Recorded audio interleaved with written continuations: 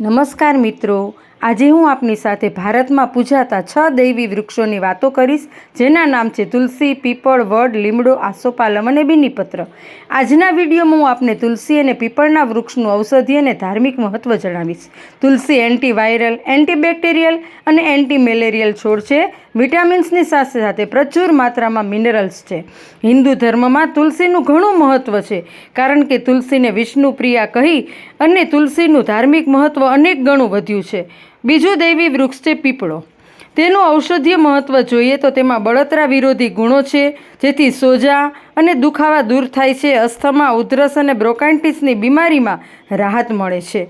તેના ધાર્મિક મહત્વ વિશે જોઈએ તો ભગવાન કૃષ્ણે સ્વયં કહ્યું છે કે વૃક્ષોમાં હું અશ્વત્થ છું, એટલે કે હું પીપળો છું.